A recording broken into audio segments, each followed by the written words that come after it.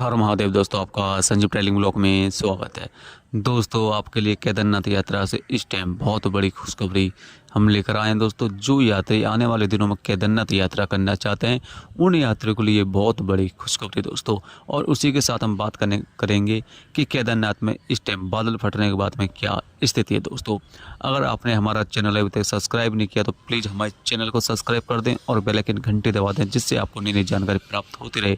दोस्तों, सबसे बड़ी खुशखबरी की बात यह है कि केदारनाथ यात्रा खुल चुकी है। जी हाँ दोस्तों, केदारनाथ यात्रा शुरू हो चुकी है। आप सोचोगे कि केदारनाथ यात्रा का जो पैदल ट्रैक है वो तो सबसे ज़्यादा टूटा हुआ है, तो इतने दिनों में मुश्किल से 3-4 दिन में ये कैसे पूरा रास्ता बन गया। दोस्तों, पहले आप मेरी बात सुन लीजिए।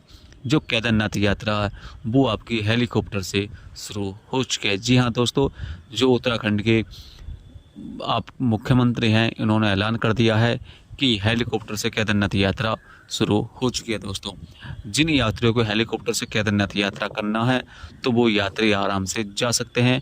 केदारनाथ यात्रा शुरू हो चुकी है, वो भी हेलीकॉप्टर से।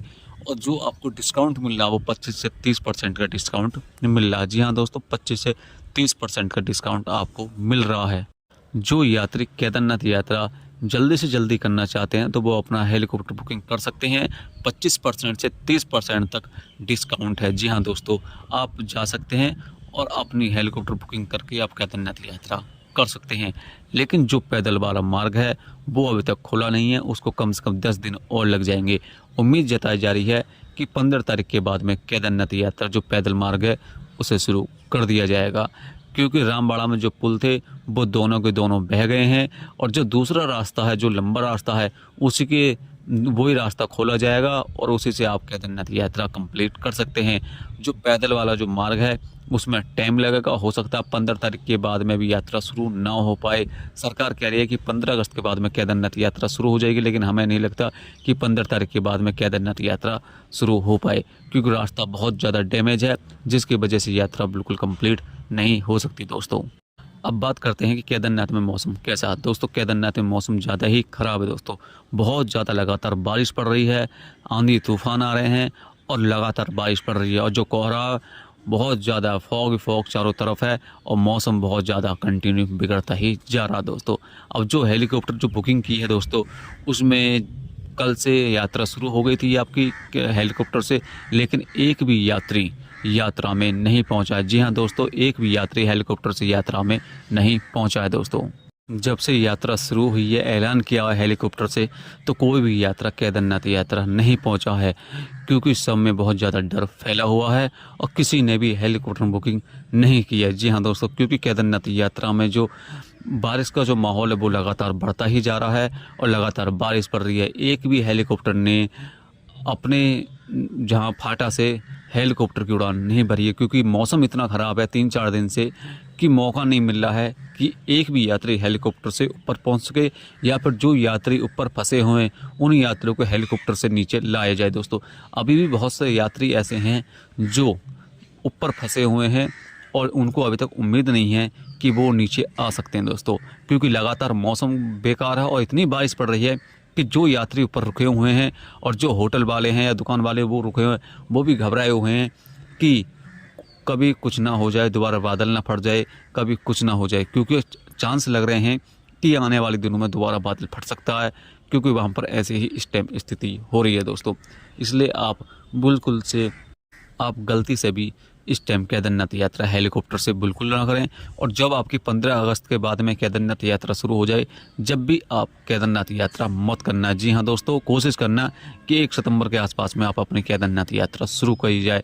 जब से बादल फटा है तभी से केदारनाथ यात्रा पर लगातार बारिश पड़ रही है।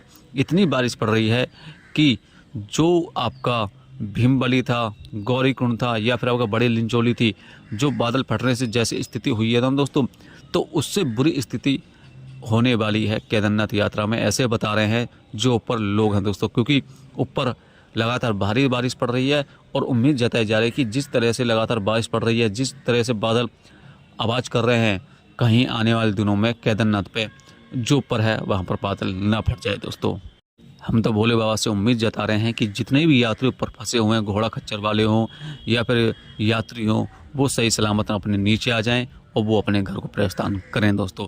जब तक पूरा अगस्त ख़त्म ना हो जाए, जब तक यात्रा शुरू ना हो, तो ये सबसे बेस्ट है। 1 सितंबर के बाद में आप अपनी केदारनाथ यात्रा शुरू कर सकते हैं दोस्तों। कल हमने एक न्यूज़ देखी थी कि आप सभी को पता है कि जो लोग अपनी पर्सनल गाड़ी लेकर जाते हैं, या तो वो सीतापुर पार्किंग में खड़ा करते हैं या फिर सोनप्रयाग पार्किंग जो सबसे बड़ी पार्किंग है उसमें खड़ा करते हैं। वहाँ पर कम से कम 1000 से ज़्यादा गाड़ी खड़ी हुई है। जी हाँ दोस्तों, सीतापुर पार्किंग और आपकी सोनप्रयाग पार्किंग में 1000 से ज़्यादा मोटरसाइकिल खड़ी हुई हैं और बड़े बड़े वाहन खड़े हुए हैं। इन्हें कोई भी लेने नहीं आया। बताए जा रहे हैं कि जब से बादल फटा है तब से कोई भी यात्री एक भी अपनी मोटरसाइकिल लेने नहीं आया, ना अपना कोई वाहन लेने आया, कि जैसे हैं वैसे की वैसे खड़े हैं। सबसे ज़्यादा जो गाड़ी हैं वो दिल्ली और यूपी की हैं और कुछ गाड़ी आपकी नेपाल की हैं, क्योंकि आप सभी को पता है कि सावन का महीना चल रहा था और शिवरात्रि भी आने वाली थी, जिसकी वजह से यात्री दूर दूर से आ रहे थे भोले बाबा के दर्शन करने के लिए।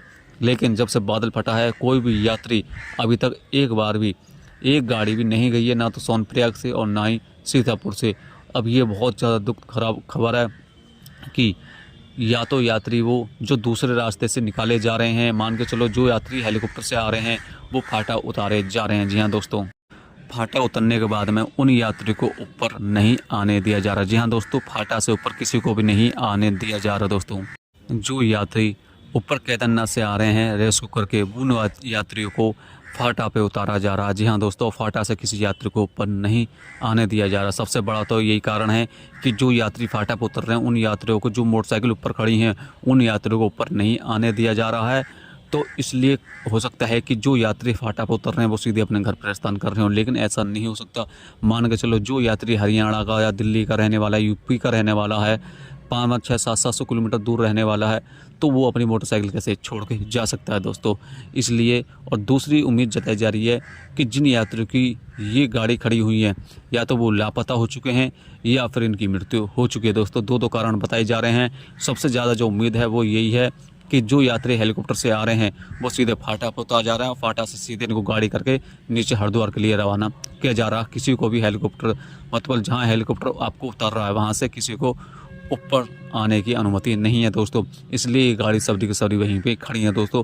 और जब यात्रा शुरू होगी दोस्तों, जब पता लगेगा कि किन किन यात्रियों ने अपनी गाड़ी उठाई है और जिन्होंने अपनी गाड़ी वहीं पे छोड़ रखी है, मतलब वहीं पे खड़ी है, तो समझ लो या तो वो लापता है या फिर इनकी मृत्यु हो चुकी है दोस्तों। लेकिन हम तो भोले बाबा से प्रार्थना करते हैं कि सही सलामत सब यात्री अपने अपने घर पहुंच जाएं दोस्तों और दोबारा यात्रा सही सलामत शुरू हो दोस्तों।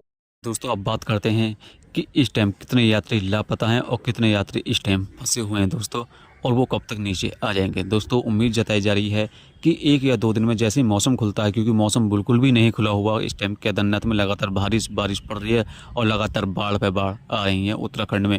तो ये जो यात्री ऊपर फंसे हुए हैं उन यात्रियों को 1 या 2 दिन में उम्मीद है। लेकिन जो यात्री बड़ी लिंचोली से नीचे फंसे हुए हैं, पैदल ट्रैक पर फंसे हुए हैं, उन यात्रियों को धीरे धीरे करके लगातार नीचे लेकर आ रहे हैं। उम्मीद जताई जा रही है 1 या 2 तारीख के आसपास में सब यात्री नीचे आ जाएंगे।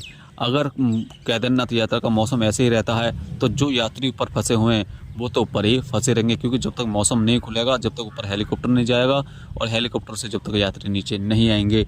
इसलिए उम्मीद जताई जा रही है कि जब तक बिल्कुल भी मौसम नहीं खुलता है किसी भी हालत में, जब तक यात्री ऊपर ही फंसे रहेंगे। यहाँ की खाने पीने की व्यवस्था, रुकने की व्यवस्था, सब चीज़ ऊपर हो गई है। सबसे ज़्यादा परेशानी है कि जो यात्री पैदल ट्रैक पर फंसे हुए हैं दोस्तों, उन यात्रियों को जल्दी जल्दी नीचे लेकर आया जाए। अब जो लोग लापता हुए हैं अभी तक उनकी पूरी तरह से डिटेल नहीं आई है, पूरी लिस्ट नहीं आई है कि कौन कौन यात्री फंसे हुए हैं दोस्तों। इन यात्रियों ने कंप्लेंट कर दी होगी पुलिस में, तो वो पता लग जाएगा कितने यात्री इस टाइम बह चुके हैं पानी में, कितने लापता हैं। लेकिन बहुत यात्रियों की मृत्यु हुई है। जी हाँ दोस्तों, बहुत यात्रियों की मृत्यु हुई है, ये कन्फर्म है दोस्तों। लेकिन सरकार कोई भी डेटा नहीं बता रही है। डेटा इसलिए नहीं बता रही है ताकि यात्री घबरा जाएं दोस्तों। यात्री को सबको पता है कि क्या हुआ होगा क्या नहीं होगा। कोई यात्री पागल नहीं है, जनता पागल नहीं है, सबको पता है इस टाइम केदारनाथ यात्रा में क्या हुआ होगा और क्या क्या स्थिति है दोस्तों। अगर आप केदारनाथ यात्रा करना चाहते हैं तो आप आने वाले दिनों में 1 सितंबर के आसपास में अपनी यात्रा कंटिन्यू कर सकते हैं दोस्तों। हर हर महादेव।